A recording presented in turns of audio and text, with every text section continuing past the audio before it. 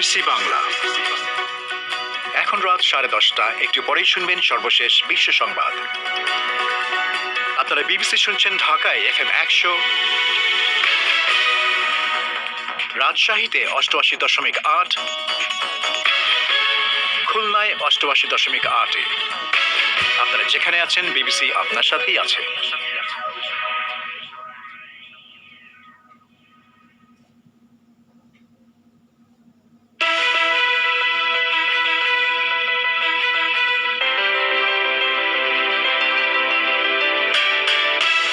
Corona virus সংক্রমণের ঝুঁকি উপেক্ষা করে ব্রিটেন, ফ্রান্স, অস্ট্রেলিয়ায় বর্ণবাদ বিরোধী বিক্ষোভে হাজার হাজার মানুষ। বাংলাদেশে এখন থেকে ভাইরাসের সংক্রমণের বিবেচনায় এলাকা ভিত্তিক লকডাউন। কোন একটা ওয়ার্ডের কোন একটা ব্লক যেখানে ভৌগোলিকভাবে চিহ্নিত করা যায় আলাদাভাবে, আর চারিদিকে হয়তো রাস্তা আছে বা অন্য কোনো স্থাপনা আছে যেটা দিয়ে বেষ্টনী করতে পারা যাবে, এর বাইরের কেউ সেই এলাকায় প্রবেশ করতে পারবেন না। লাদাখ সীমান্তে উত্তেজনা কমাতে ভারত এবং চীনের উচ্চপদস্থ সেনা কমান্ডারদের ভিতরে বৈঠক। আর শেষে রয়েছে বাংলাদেশের করোনা ভাইরাস পরিস্থিতি নিয়ে বিশেষ একটি আলোচনা। তবে অনুষ্ঠানের শুরুতে বিশ্ব সংবাদ।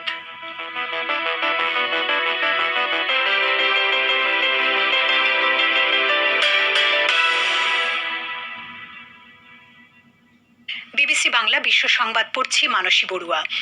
যুক্তরাষ্ট্রে জর্জ ফ্লয়েডের মৃত্যুর প্রতিবাদে ব্রিটেন ও ফ্রান্সে আজ হাজার হাজার মানুষ বর্ণবাদ বিরোধী বিক্ষোভে অংশ নিয়েছে। করোনা ভাইরাস সংক্রমণের কারণে জমায়েত না করার জন্য সরকারের পরামর্শ অবজ্ঞা করে বিক্ষোভকারীরা লন্ডনে পার্লামেন্টের বাইরে জড়ো হয়। ম্যানচেস্টারেও হাজার হাজার মানুষ বিক্ষোভ করছে। ফ্রান্সের রাজধানী প্যারিসে বিক্ষোভকারীরা মার্কিন দূতাবাসের কাছে জমায়েত করে।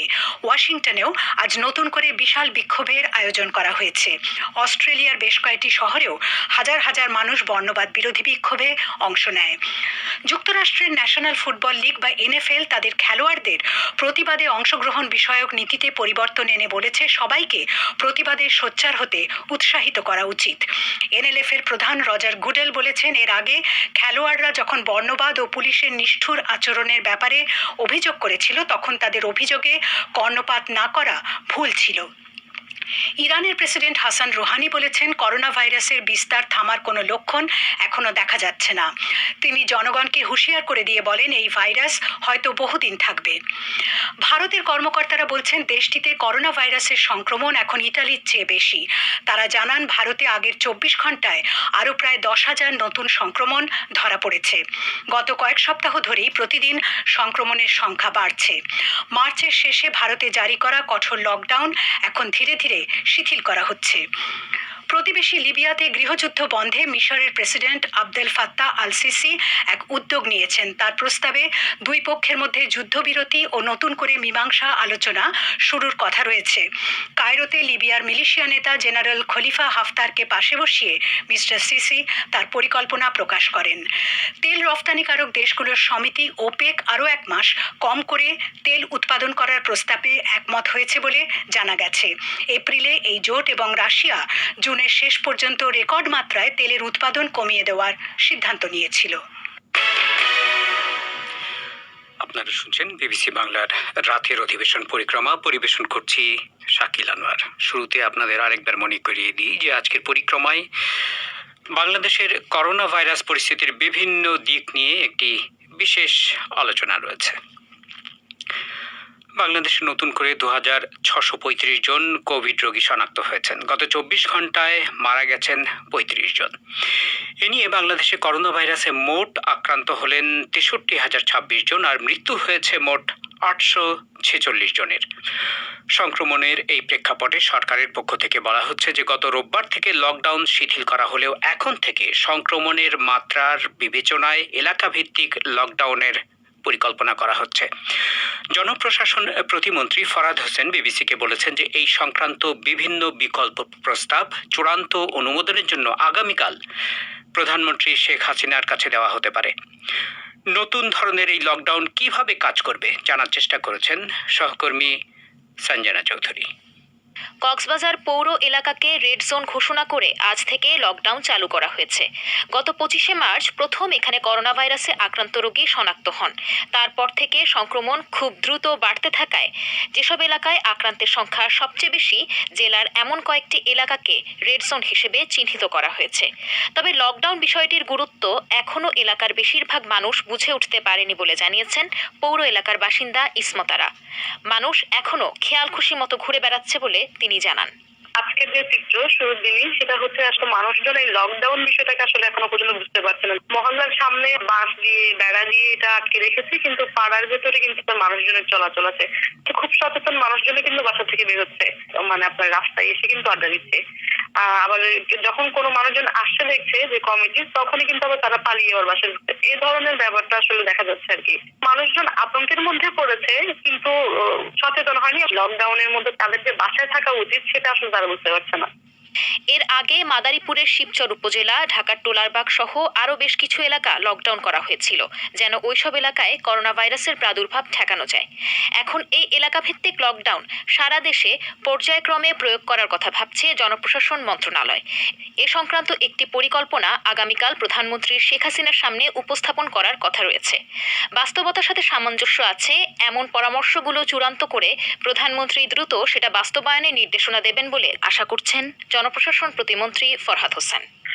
আমাদের ঢাকাতে যে এলাকাগুলো রেড জোনের মধ্যে আছে, সেগুলো যেরকম আমাদের কিছু বস্তি আছে, মানে সেখানে আমাদেরকে ব্যবস্থাটা কি নিবো আমরা, সেখানে খাবারের ব্যাপারটা কি হবে, সেটারও একটা বিষয় থাকবে। যারা কর্মচারী আছে তারা কি করবেন, বাসের স্টপেজ গুলো কি হবে, এখান থেকে মুভমেন্ট যাতে করে অন্য জায়গাতে না হয়, তাহলে তাদের জন্য কি লাগবে, আমাদের নানান জিনিস কিন্তু উঠে এসছে। আমাদের কিছু পরামর্শ দেওয়া আছে, বেস্ট কোনটা হবে। মাননীয় প্রধানমন্ত্রী খুব দ্রুতই হয়তো এটি বাস্তবতার নিরিখে চূড়ান্ত করেই তারপরে আমাদেরকে নির্দেশনা দেবেন বাস্তবায়নের জন্য। আবার ইমপ্লিমেন্টেশনের মধ্যে বাস্তবতায় গিয়ে দেখবো যে হয়তো আইটেম ভিন্ন, তাহলে আমাদের হয়তো স্ট্র্যাটেজি আবার চেঞ্জ করতে হতে পারে। বাংলাদেশে করোনা ভাইরাসে আক্রান্ত ও মৃতের সংখ্যা প্রতিনিয়ত বাড়তে থাকলেও গত রোববার থেকে দেশব্যাপী লকডাউন তুলে দেওয়া হয়। এমন অবস্থায় জনস্বাস্থ্য বিশেষজ্ঞরা আশঙ্কা করছেন এতে ভাইরাসের বিস্তার আরও বেড়ে যাবে। সেক্ষেত্রে আইইডিসিআর এর হিসাব অনুযায়ী রোগীর সংখ্যা অনুপাতে বিভিন্ন এলাকাকে লাল, হলুদ ও সবুজ জোনে ভাগ করে লকডাউন করার এই পরিকল্পনা করা হচ্ছে। যেখানে সংক্রমিত রোগীর সংখ্যা অনেক বেশি সেটাকে লাল চিহ্নিত করা হবে, মাঝারি ঝুঁকিপূর্ণ এলাকাগুলো হলুদ এবং যেখানে সংক্রমণ বিক্ষিপ্ত সেটাকে সবুজ এলাকা হিসেবে চিহ্নিত করা হবে বলে জানা গেছে। এই এলাকাভিত্তিক লকডাউনের ফলে সংক্রমণ অনেকাংশেই নিয়ন্ত্রণ করা সম্ভব বলে মনে করছেন জনস্বাস্থ্য বিশেষজ্ঞ মোস্তাক হোসেন। কোন একটা ওয়ার্ডের কোন একটা ব্লক যেখানে ভৌগোলিক ভাবে চিহ্নিত করা যায় আলাদাভাবে, আর চারিদিকে হয়তো রাস্তা আছে বা অন্য কোনো স্থাপনা আছে যেটা দিয়ে বেষ্টনী করতে পারা যাবে, সেই বেষ্টনীর মধ্যে চলাচল নিয়ন্ত্রিত থাকবে। সেখানে প্রযুক্তিগত সহায়তা নেওয়া হবে তাদের চলাফেরা নিয়ন্ত্রণ করা। আর এর বাইরের কেউ সেই এলাকায় প্রবেশ করতে পারবেন না। প্রবেশ করতে গেলে তাদেরও মোবাইলে মেসেজ চলে যাবে যে আপনি একটা লাল অঞ্চলে প্রবেশ করছেন। সেখানে স্বেচ্ছাসেবক এবং আইন শৃঙ্খলা বাহিনীর প্রবেশ পথগুলোতে তারা থাকবেন। প্রথম পর্যায়ে অল্প কিছু এলাকা লকডাউন করা হবে। সেখানে সাফল্য বা সীমাবদ্ধতা দেখে পর্যায়ক্রমে সারা দেশকে লকডাউনের পরিকল্পনায় আনা হতে পারে বলে জানিয়েছেন মিস্টার হোসেন। সঞ্জনা চৌধুরী। লাদাখ সীমান্তে উত্তেজনা কমাতে চীন এবং ভারতের উঁচু পর্যায়ের সেনা কমান্ডারদের মধ্যে একটি বৈঠক হয়েছে আজ। তবে ওই বৈঠকে ফলাফল কি হয়েছে তা এখনও অস্পষ্ট। অবশ্য বৈঠকের কথা উল্লেখ না করেই ভারতের সেনাবাহিনীর পক্ষ থেকে সংক্ষিপ্ত এক বিবৃতিতে বলা হয়েছে যে দুই দেশের মধ্যে সামরিক এবং কূটনৈতিক যে সমস্ত চ্যানেল রয়েছে সেগুলোর মাধ্যমে সীমান্তের সমস্যা সমাধানের চেষ্টা চলছে। এর আগে গতকাল দুই দেশের পররাষ্ট্র মন্ত্রণালয়ের মধ্যে ভিডিও কনফারেন্সিং এর মাধ্যমে একটি বৈঠক হয়েছে বলে জানা গেছে। অমিতাভ ভট্টশালী আমাদের সংবাদদাতা যোগ দিচ্ছেন কলকাতা থেকে। অমিতাভ, আজকের এই যে বৈঠক হয়েছে সামরিক কমান্ডারদের মধ্যে, সে সম্পর্কে কি কিছুই জানা যাচ্ছে না এখনো পর্যন্ত? মানে জানা গেলে কতটুকু জানা যাচ্ছে? দেখুন শাকিল, ভারত আর চীনের লেফটেন্যান্ট জেনারেল পর্যায়ের যে বৈঠকটি যে হয়ে গেছে প্রকৃত নিয়ন্ত্রণ রেখার অন্য পারে চীনের দিকে, সেটা নিশ্চিত করা যাচ্ছে, কিন্তু বৈঠকে কি নিয়ে আলোচনা হলো, কি সিদ্ধান্ত হলো, সেগুলো সরকারের পক্ষ থেকে এখনো জানানো হয়নি।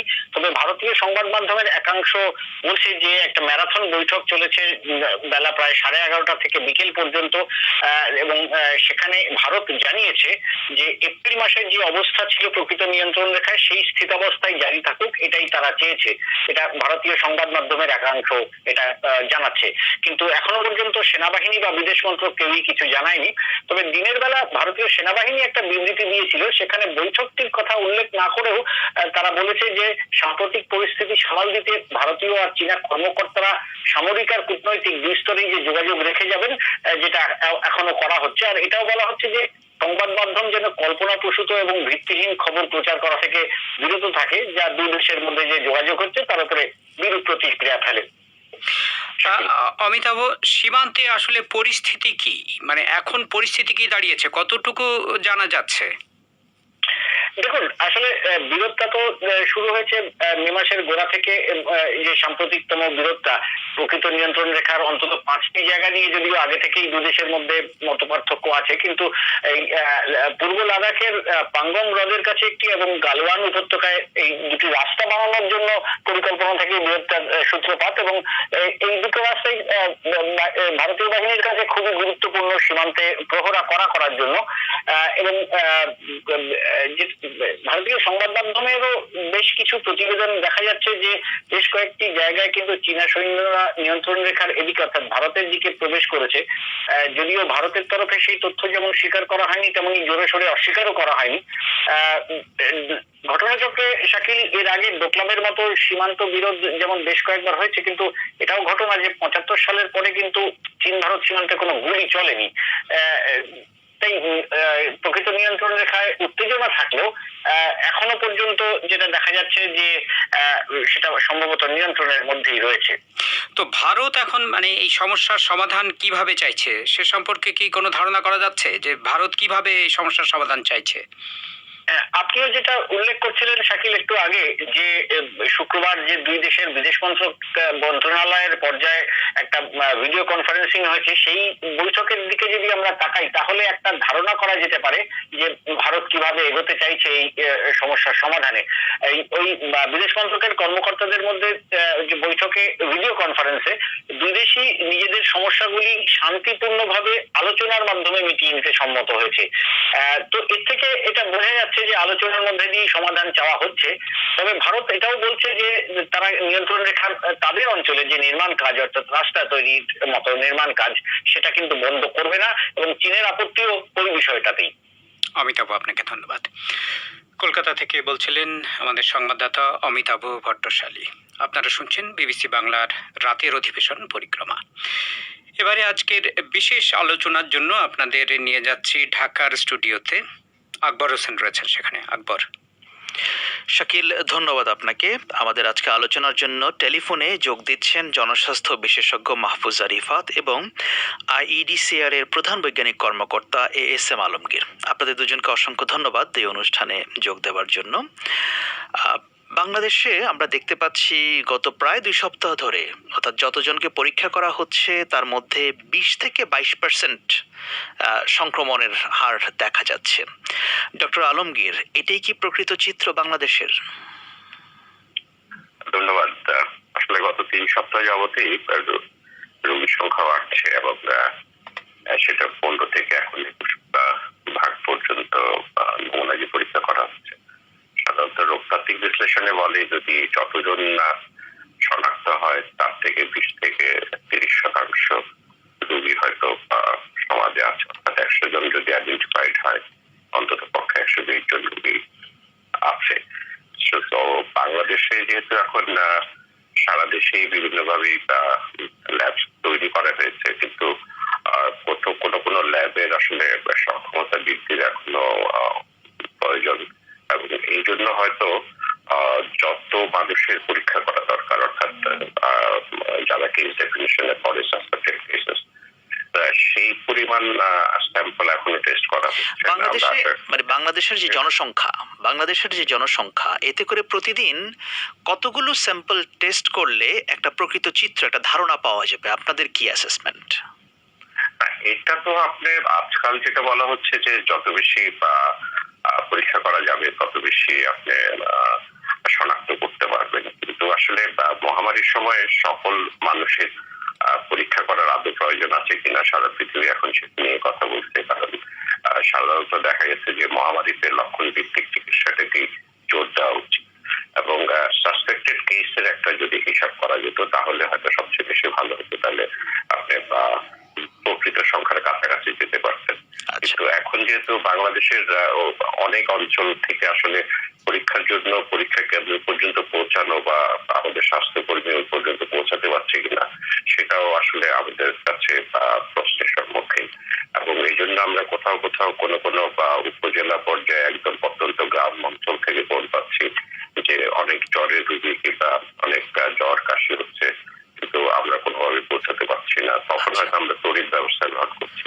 আচ্ছা, তো জি, আপনার কাছে আবারও আসবে ডক্টর আলমগীর। আমি মাহফুজা রিফাতের কাছে জানতে চাই যে বাংলাদেশে আসলে সংক্রমণের মাত্রা কতটা, এটা নিয়ে এক ধরনের নানা কথাবার্তা আছে। অনেকে বলছেন যে তার চারপাশে এত সংক্রমিত রোগী বা সাসপেক্টেড কেস তারা দেখতে পাচ্ছেন, যদিও পরীক্ষা করতে পারছেন না। এটা এখন ব্যাপকভাবে ছড়িয়ে গেছে এরকম বলছে।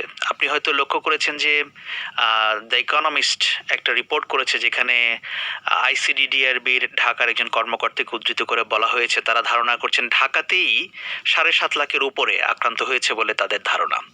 আপনার কাছে কি মনে হয় ব্যাপকতা কি এতটাই হয়েছে? মাহফুজা রিফাত মাহফুজা রিফাত আপনি শুনতে পাচ্ছেন? হ্যাঁ, আমাকে শোনা যাচ্ছে? হ্যাঁ, শুনতে পাচ্ছি। এবার বলুন আপনি।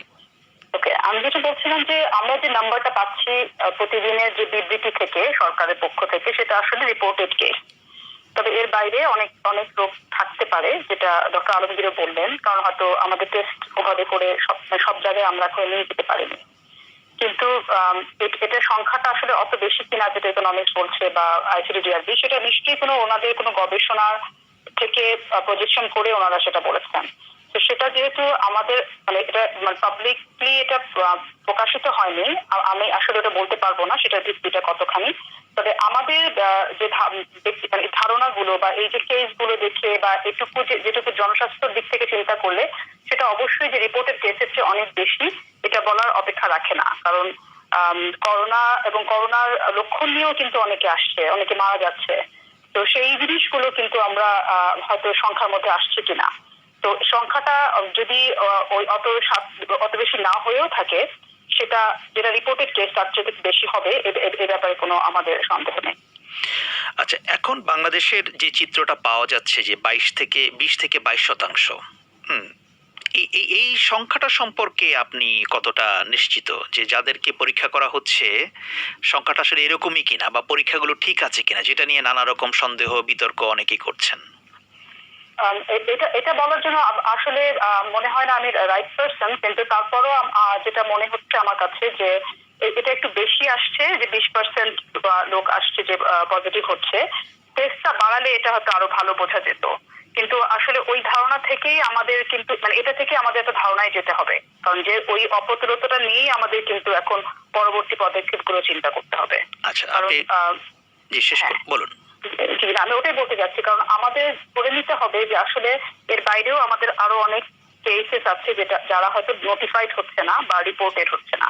জি, আপনি লাইনে থাকুন মাহফুজা রিফাত। ডক্টর আলমগীর আপনার কাছে আসি যে বাংলাদেশে আজকে থেকে যেটা কক্সবাজারে হয়েছে, আগামীকাল পুরনো ঢাকার কয়েকটা অংশে হবে এরকম বলা হচ্ছে গণমাধ্যমে, যে এলাকা ভিত্তিক লকডাউনের একটা কনসেপ্ট যেটা ভারতে কোথাও কোথাও করা হয়েছিল।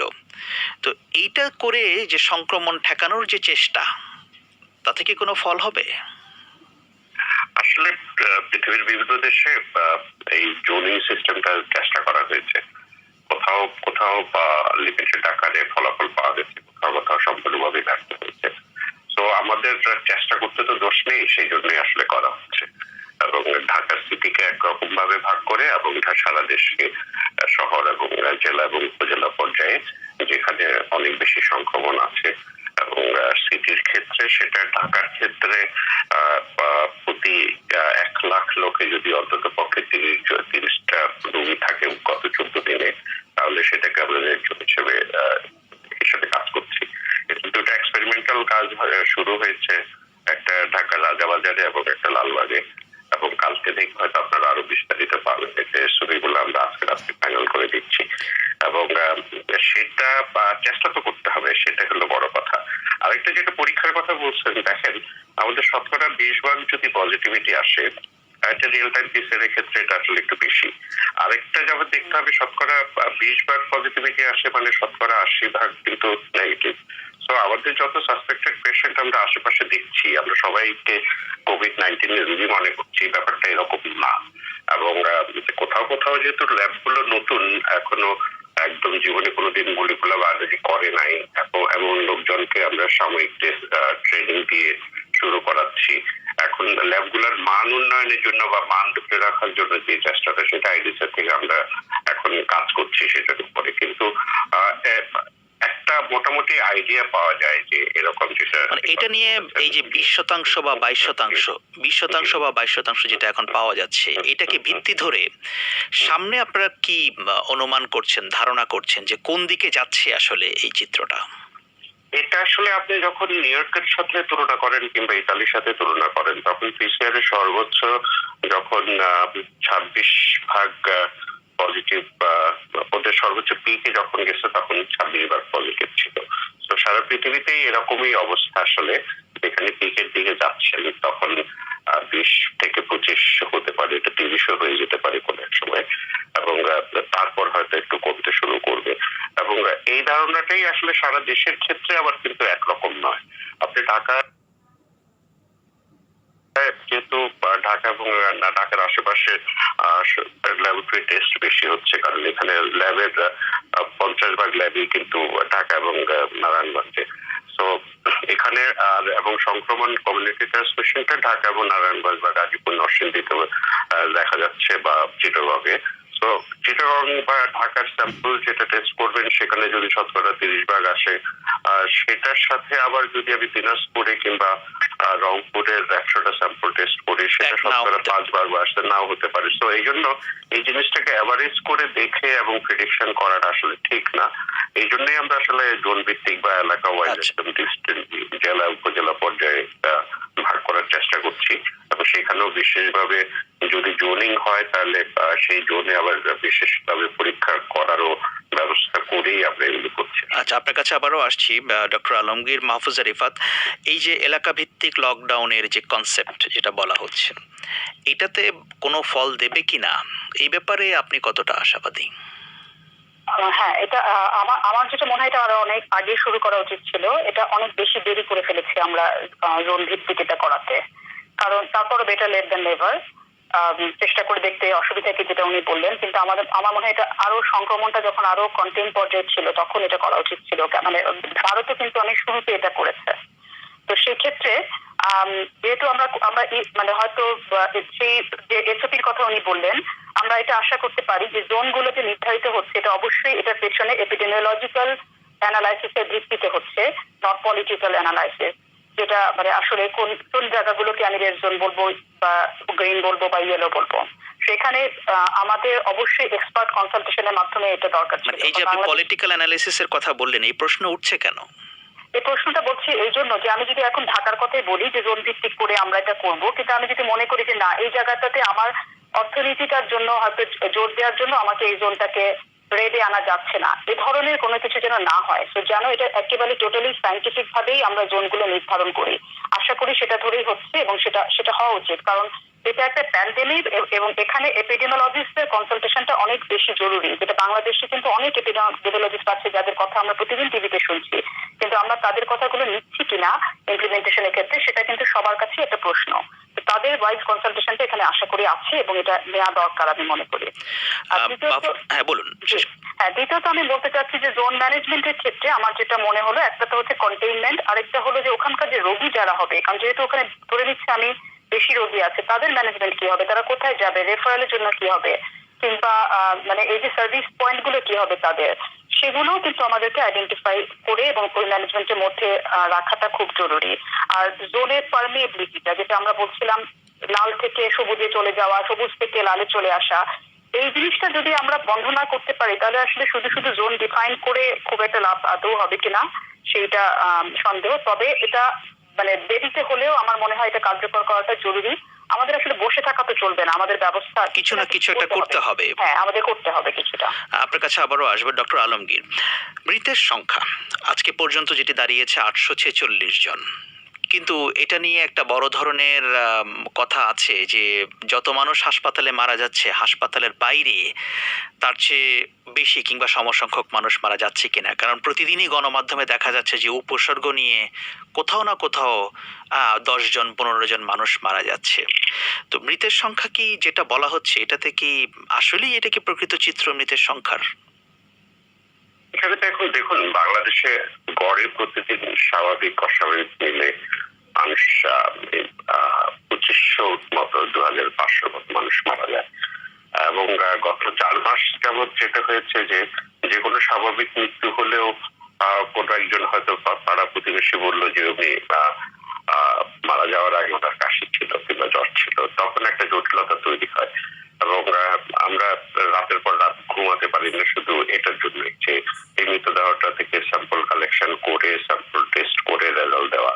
এবং আমরা এরকম অসংখ্য মৃতদেহ থেকে স্যাম্পল টেস্ট করে সেটা দেখেছি আসলে গড়ে যেরকম এই লক্ষণ ভিত্তিক যে মৃত্যুর কথা বলা হয় সেটা 2% মতো করোনা পজিটিভ পাওয়া যাচ্ছে।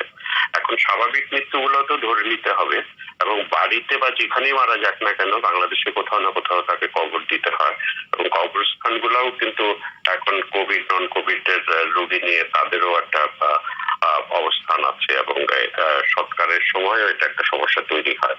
তো আলটিমেটলি আসলে নজরদারির বাইরে, হ্যাঁ এরকম হতে পারে যে কোথাও মারা গেছে আজকে, রিপোর্ট হচ্ছে 3 দিন পরে, যেহেতু স্যাম্পলটা কালেকশন করে স্যাম্পলটা কোনো একটা ল্যাবে পাঠানো হয়েছে, সেই ল্যাব থেকে রেজাল্ট পেতে পেতে হয়তো বা সৎকার বা কবর দিয়ে দেওয়া হয়েছে, কিন্তু পরে রেজাল্ট পাওয়া গেছে। যেদিন রেজাল্ট পাওয়া যায় সেদিনই আসলে এটার রিপোর্টটা করা হয়।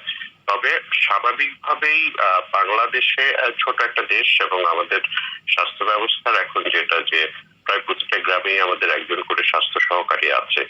এখন আননোটিসড মানুষ মরে গেলে বা মরে পড়ে আছে এরকম ব্যবস্থা হয়ে যেত যদি অসংখ্য মানুষ মারা যেত। ব্যাপারটা তো এরকম হয়নি। ব্যাপারটা হয়েছে যে কোথাও না কোথাও হাসপাতালে হয়তো অনেকবার, যেমন ঢাকা মেডিকেল কলেজে আমরা অসংখ্য লাশ এক সময় রিসিভ করেছি যে কোভিড সন্দেহে। আমি সব পরীক্ষা করে দেখেছি মানে 3% না যেটা কোভিড-19 বা করোনা ভাইরাস। তো এটা নিয়ে আসলে একটা মিথ তৈরি হয়ে আছে এবং আমাদের মানুষের মধ্যে ভয়ও আছে, একই সঙ্গে মানুষের মধ্যে ভয়ও আছে। আচ্ছা, আপনার কাছে আবারও আসছি মাহফুজা রিফাত।